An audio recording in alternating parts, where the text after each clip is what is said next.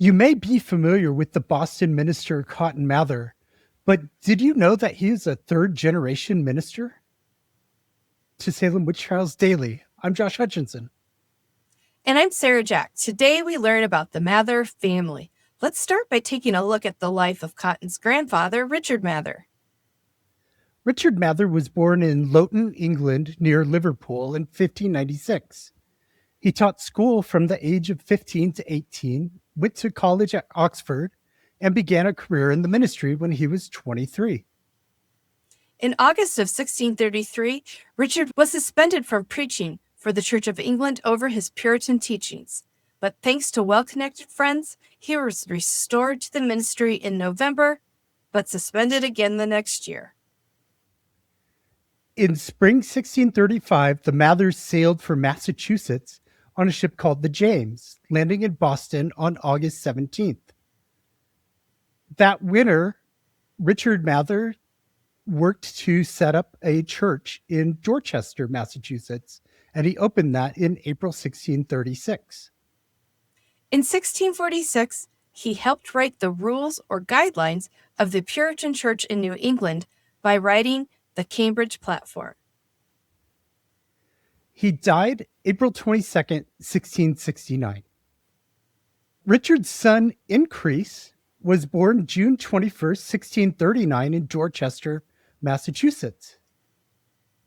According to his father, he was named Increase after the success experienced by New England at that time, by which he believed God had shown his favor. Increase went to Harvard College at the age of 12. After he graduated from Harvard, he then attended Trinity College in Dublin, Ireland. Increase married Maria Cotton, daughter of influential Boston minister John Cotton, who had a major hand in crafting the laws of Massachusetts. Increase was minister of the North Church in Boston. In 1684, he wrote a book called Illustrious Providences, also known as Remarkable Providences. In this book, he compiled tales of wonders, witchcraft, and portents. He was the president of Harvard from 1685 to 1701. And he negotiated Massachusetts' controversial 1691 charter. In October 1692, Increase published Cases of Conscience, a book dealing with the Salem Witch Trials.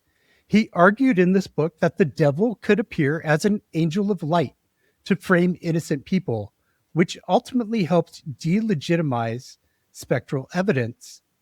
He said, "It were better that 10 suspected witches should escape than that one innocent person should be condemned." This book helped lead to the end of the Salem Witch Trials. He died on August 23, 1723. And then that brings us to Cotton Mather. He was born on February 12th, 1663, the grandson of the two notable Puritan divines, Richard Mather and John Cotton. At age 11 and a half, he enrolled in Harvard College, and he graduated from Harvard in 1678 and received a master's in 1681. He was ordained a minister in 1685 and ministered in his father's North Church in Boston. He married Abigail Phillips in 1686, and they had 8 children.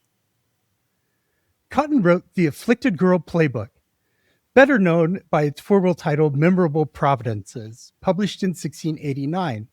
This was the only account of Goody Glover's 1688 witchcraft trial in Boston, and described in great detail the afflictions experienced by the Goodwin children. And because of this book about what the Goodwin children were experiencing, they were having things happen to them that would really sound familiar to you based on the Salem Witch Trials. These things happened to the Goodwin children first. They would flap around rooms looking like they were flying just on their tippy toes or something, and they would make strange noises. They would refuse to read the Bible or pray or clean. So a lot was going on with them. And by the time the Salem Witch Trials happened in 1692, and those afflictions start, Samuel Parris, the minister of that village, had read Cotton's book, Memorable Providences, and knew the case and probably shared that with his family, or they would have heard it from other people in the community. So everybody in Salem basically knows what happened to the Goodwin children and how you're supposed to behave when you're afflicted. And then, although Cotton occasionally urged for exquisite caution in letters to judges, he did also call for the speedy and vigorous prosecutions of the witches. Cotton published the official defense of the trials, called Wonders of the Invisible World, getting that out in 1692. In 1703, he married Elizabeth Hubbard after his first wife had died of smallpox. Cotton and Elizabeth had 6 more children. Then, after Elizabeth Hubbard passed away, Cotton married Lydia Lee George in 1715. This time, he didn't have any additional children, so he was left with the 14 that he'd had from the first 2 wives. One of New England's leading intellectuals of the time, Cotton maintained a keen interest in science, studying the discoveries of men like Isaac Newton. Cotton published 388 books and pamphlets in his lifetime, covering a wide range of topics. One of his many books was A History of New England, Magnalia Christi Americana, in which he discussed the illness of Priscilla Thornton, who had died as a child in an influenza outbreak in 1647 in Windsor, Connecticut, where she was neighbors with Alice Young, the first person hanged for witchcraft in America. By the way, in 1692, Priscilla's father, Thomas Thornton, moved to Boston and joined the North Church, where the Mathers served as ministers.